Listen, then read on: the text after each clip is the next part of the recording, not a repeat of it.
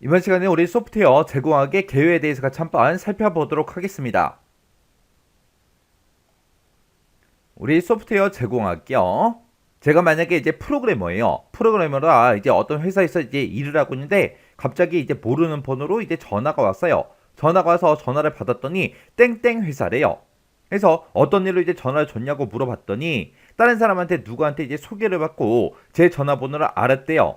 해서 자기 회사에서 이제 사용하고 있는 그런 프로그램이 있는데 그 프로그램에 대해서 이제 유지 보수면 해달래요. 해서 그 회사에 이제 제가 찾아가야 되겠죠.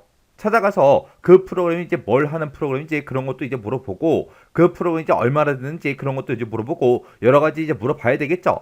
그래서 담당자를 만나서 이제 그 프로그램 이제 사용한 지 얼마나 됐어요? 물어보니까 한 15년, 20년 정도 된 것 같대요. 해서 어떤 문제가 발생했는지 그런 거를 이제 물어봤어요. 물어봤더니 어떤 기능에 대해서 이제 오류가 계속해서 주기적으로 발생을 한대요. 해서 그 문제를 좀 해결해 달라고 그렇게 이제 얘기를 해요. 그러면 저는 이제 그 프로에 대해서 모르니까 그 프로그램과 관련된 그런 문서 좀 달라고 일단 요구를 먼저 해야 되겠죠. 그랬더니 그게 없대요.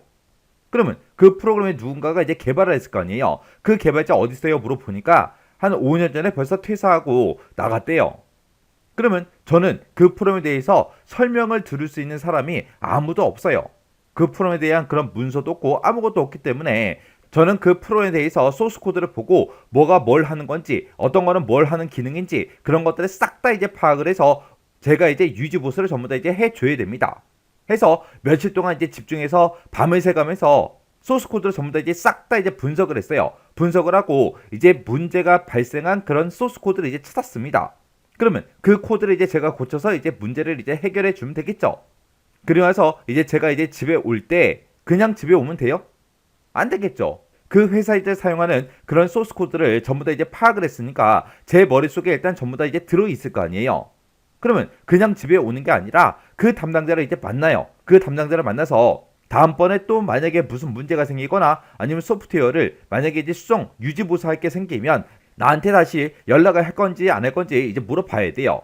물어보니까 계속해서 저한테 하겠대요. 그러면 그 말만 믿고 그냥 기다리고 있으면 안 되겠죠. 해서 그러면 회사 사장님한테 얘기해서 나랑 이제 계약서 쓰자. 그렇게 해서 뭐 3년이면 3년, 5년이면 5년 그렇게 이제 계약서 쓰자. 그랬더니 알겠대요. 좋대요. 해서 제가 이제 사장님을 만나서 이제 새로 이제 계약서를 전부 다 이제 써요. 쓰고 나서 이제 저는 이제 뭘 해야 돼요? 제가 그 소스 코드를 보고 분석해 놓은 그런 것들이 내 머릿속에 다 있으니까 그거에 대해서 이제 전부 다 문서화를 싹 다 이제 시켜줘야 돼요. 원래 우리가 이제 프로그램을 이제 개발할 때는 사용자 이제 요구 사항들을 싹 다 이제 문서로 정리해서 그 문서를 보고 우리가 소프트웨어를 이제 개발을 하죠.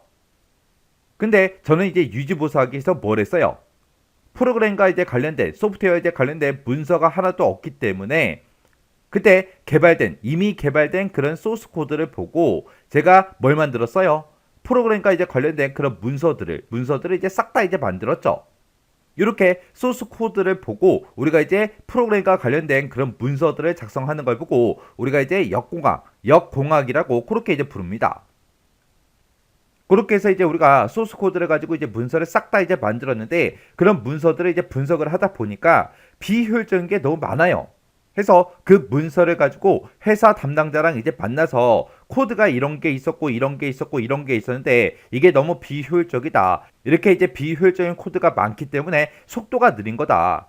이걸 이제 개선하겠냐? 그렇게 이제 물어보고 개선한다 그러면 그걸 가지고 이제 또 제가 또 유지 보수를 또 할 수 있는 거죠. 그래서 그런 식으로 우리가 이제 작성해놓은 그런 문서를 이제 수정하고 그걸 가지고 이제 소스 코드를 이제 수정하는 거, 그걸 보고 우리가 이제 제공학 그렇게 이제 부르는 거예요. 그래서 우리 소프트웨어 제공학이다라고 하게 되면 우리가 쉽게 생각하면 그냥 한 건물이 있어요. 그 건물이 한 50년 정도 됐습니다. 그러면 우리가 그 건물을 전부 다 싹 다 이제 전부 다 때려 부시고 새로 지을 수도 있지만 그 건물의 일부분을 우리가 고쳐서 이제 쓸 수도 있겠죠. 여기서 얘기하는 이 소프트웨어 제공학이라는 거는 소프트웨어를 이제 새로 이제 개발하는 걸 보고 얘기하는 게 아니라 우리가 이제 리모델링 하는 걸 보고 얘기하는 거예요. 그래서 우리가 이제 건물을 리모델링해서 사용하는 것처럼 우리 소프트웨어를 이제 리모델링하는 걸 보고 우리가 이제 소프트웨어 제공학이라고 하더라. 그렇게 이제 기억하시면 됩니다.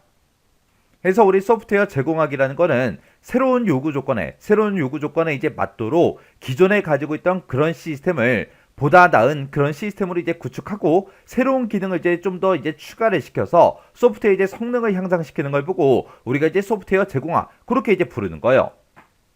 해서 유지 보수 비용이 이제 소프트웨어 개발 비용의 이제 대부분을 차지하는 그런 문제를 이제 염두에 두고 기존 소프트웨어의 데이터와 이제 기능 그런 것들을 이제 개조하고 이제 개선을 통해서 우리 유지 보수성 그리고 품질 이런 것들을 이제 향상시키려는 그런 기술을 보고 우리가 이제 소프트웨어 제공화 그렇게 이제 부르는 겁니다. 해서 기존의 소프트웨어 이제 기능을 개조하거나 개선을 하기 때문에 예방 유지 보수 측면에서는 소프트웨어 이제 위기를 해결하는 그런 방법이다. 그렇게 이제 할 수 있는 거고요. 그리고 소프트웨어 이제 수명이 이제 연장이 되고 소프트웨어 이제 기술이 이제 향상될 뿐만 아니라 소프트웨어 이제 개발하는 그런 기간도 이제 단축이 되겠죠. 그리고 소프트웨어에서 이제 발생할 수 있는 그런 오류도 이제 줄어들고 비용도 전체적으로 봤을 때 절감이 됩니다. 그래서 한 회사에서 이제 오랫동안 쓰던 그런 프로그램들이 있다라고 하게 되면 그 프로그램을 이용해서 이제 일했던 직원들이 있을 거 아니에요. 그 직원들 입장에서는 그 프로그램을 5년, 10년, 15년, 20년 그렇게 이제 오랫동안 썼기 때문에 어떤 기능이 어디 있는지 어떤 기능이 어디 있는지 전부 다 알고 손에 다 이거 있단 말이에요. 근데 그 프로그램을 버리고 새로운 시스템을 또 개발을 했어요. 그러면 그 프로그램에 또 적응하는데 또 시간이 또 상당 시간이 이제 걸리겠죠. 해서 새로운 프로그램을 그냥 개발해서 사용하는 것보다 기존에 가지고 있던 걸 쓰게 되면 직원들이 모두 다 기능들을 알고 손에 다 이거 있기 때문에 회사 입장에서도 생산성을 더욱더 향상시킬 수 있다고요.